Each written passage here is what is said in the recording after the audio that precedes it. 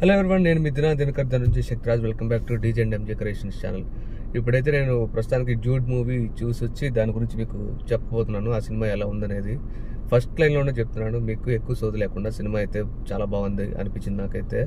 ఇక సింపుల్గా చెప్పాలంటే మీకు ఇది ఒక సీరియస్ అండ్ సెన్సిటివ్ టాపిక్ని పట్టుకుని వాళ్ళు ఇప్పుడు ఈ జెన్జీ కిడ్స్కి, నిబ్బాగాళ్ళకి, ఈ జనరేషన్కి అర్థమయ్యేటట్లు తీయటం కోసం కొన్ని క్రింజ్ జోకులు, లేకపోతే కొన్ని ఈ నిబ్బా స్టైల్ ఆఫ్ పంచులు అట్లాంటివి పెట్టారు. కానీ టోటల్గా అయితే ఇది ఒక మంచి సీరియస్ స్క్రిప్ట్ని ఎంటర్టైనింగ్ వేలో చూపించడానికి డైరెక్టర్ చేశాడు. ఎంతవరకు సక్సీడ్ అయ్యాడంటే మాత్రం చాలా వరకు సక్సీడ్ అయ్యాడని అనిపిస్తుంది. మన ప్రదీప్కి ఇది హ్యాట్రిక్ మూవీ అనిపిస్తుంది నాకు కూడా. ఇప్పుడు టైం వచ్చేసి మార్నింగ్ 10 అవుతుంది. నేను ఆఫీస్కి వెళ్ళాలి. అందుకని నేను ఎక్కువ సోరు చెప్పకుండా మీకు ఈ సినిమా ఎవరెవరు చూడాలి, ఎందుకు చూడాలి అనేది క్రిస్ప్గా చెప్పేస్తాను. ఫస్ట్, ఈ మూవీ ఎవరికి నచ్చుద్ది అంటే నేను చెప్పాను కదా ఇది ఒక సెన్సిటివ్ టాపిక్ మీద నడిచిందని. సో అది నేను రివీల్ అయితే చేయను. ఇంటర్ క్యాస్ట్ మ్యారేజ్లు ఎవరైతే చేసుకుందాం అనుకుంటున్నారో, లేకపోతే ఆల్రెడీ చేసుకొని ఇబ్బంది పడుతున్నారో అలాంటి వాళ్ళకి ఈ మూవీ ఖచ్చితంగా ఏదో చోట కనెక్ట్ అవుతుంది. ఇన్నాళ్ళు మన ప్రదీప్ తీసిన మూవీస్ కూడా కనెక్ట్ అయ్యే మూవీసే తీశాడు. జనరల్ ఆడియన్స్ థియేటర్లో కూర్చున్నప్పుడు వాళ్ళు రిలేట్ చేసుకునే సబ్జెక్ట్సే తీశాడు. ఈ మూవీ కూడా అలానే రిలేట్ అవుతుంది. కాకపోతే తక్కువ పర్సంటేజ్ ఆఫ్ పీపుల్ రియల్ లైఫ్లో ఇలాంటి ఇష్యూస్ని ఫేస్ చేస్తుంటారు. సో ఇది ముఖ్యంగా ఎవరైతే ఇంటర్ క్యాస్టల్ మ్యారేజ్ చేసుకున్నారో వాళ్ళకి ఖచ్చితంగా కనెక్ట్ అవుతుంది.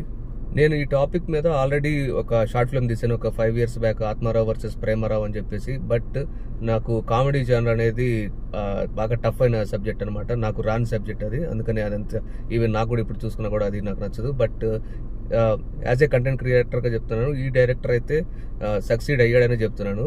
అలా అని చెప్పేసి ఏదో పెద్ద ఏమంటారు ఫుల్ క్రియేటివ్ డైరెక్టర్ అని కాదు. ఆయన సింపుల్గా ఒక సెన్సిటివ్ టాపిక్ని ఎత్తుకున్నాడు.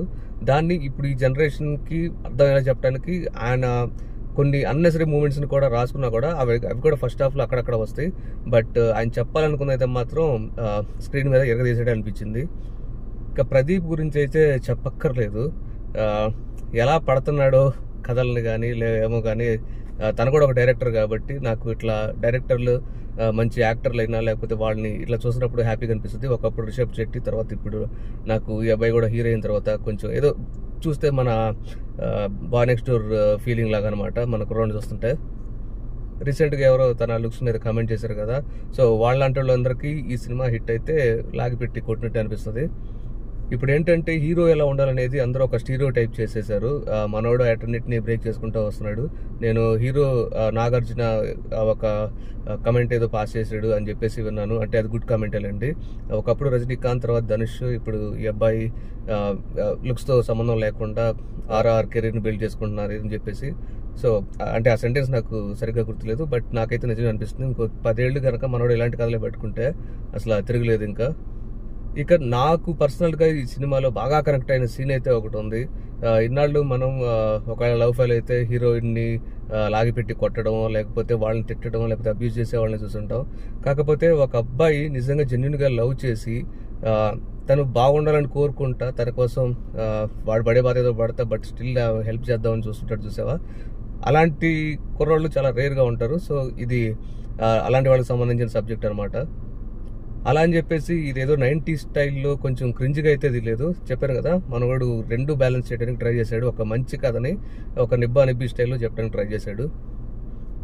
ఇక అందరూ ఈ మూవీ హైలైట్ సాంగ్ ఆ బిట్ ఉంది కదా, మన సాయి అభ్యంకర్ హమ్ చేసిన ఒక బిట్ ఉంది సాంగ్లో, బూమ్ బూమ్ సాంగ్లో. అది ఉండిద్దామని చెప్పేసి మీరు కనుక ఆ సాంగ్ ఎక్స్పెక్ట్ చేస్తే ఆ సాంగ్లో ఓన్లీ ఫీమేల్ వర్షన్ వచ్చింది. నేను కూడా థియేటర్లో చూసినప్పుడు ఏంద్ర ఇది అనుకున్నాను. ఆ మ్యూజిక్ బిట్ను కూడా బాగా హిట్ అయిందని చెప్పేసి, వైరల్ అని చెప్పేసింది. వాళ్ళు కూడా కొన్ని అన్నెసరీ ప్లేస్లో వాడారు, కానీ ఒక్క ప్లేస్లో మాత్రం సరైన ప్లేస్లో వాడాడు. దాంట్లో మన హీరో నవ్వుతూనే ఉంటాడు, మనకు చూసే వాళ్ళకి మాత్రం కళ్ళమట్ల నీళ్లు తిరుగుతూ ఉంటాయి అనమాట. ఆ సీన్ ఎంతమంది కనెక్ట్ అవుతుందో తెలియదు, కానీ అది ఒక ఫంక్షన్లో సీన్ చెప్తాను గుర్తుపెట్టి. మేబీ ఎవరైనా చూసిన వాళ్ళు మీరు కూడా ఆ సీన్కి కనెక్ట్ అయితే మాత్రం నాకు చెప్పండి.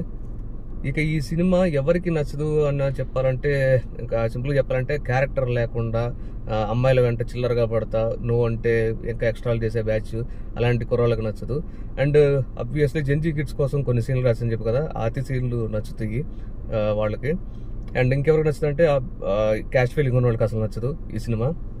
క్యాష్ ఫీలింగ్ ఉన్న వాళ్ళు అయితే అనవసరంగా ఈ సినిమా చూసి మీ నెగిటివ్ ఒపీనియన్ జనాల మీద రుద్దమాకండి. ఇంకా ఎవరికి నచ్చకపోయే ఛాన్స్ ఉందంటే, అంటే లైఫ్లో ఇంకేమి చూడని వాళ్ళు ఉంటారు అనమాట. బ్యాచ్ వాళ్ళకి లవ్ స్టోరీ ఉండదు, లేకపోతే అది సక్సెస్ ఫెయిల్ ఏమీ ఉండదు, లేకపోతే ఎలాంటి ప్రాబ్లమ్స్ ఫేస్ చేయని వాళ్ళు ఒక బ్యాచ్ ఉంటారు. వాళ్ళకి ఈ సినిమా అక్కడక్కడ చూస్తుంటే ఏంటి ఇవన్నీ ఎందుకు జరుగుతున్నాయి అనిపిస్తుంది. ఎందుకంటే మిగతా వాళ్ళందరూ థియేటర్లో హై ఫీల్ అయ్యే సీన్స్ వాళ్ళు ఎంజాయ్ చేయలేరు.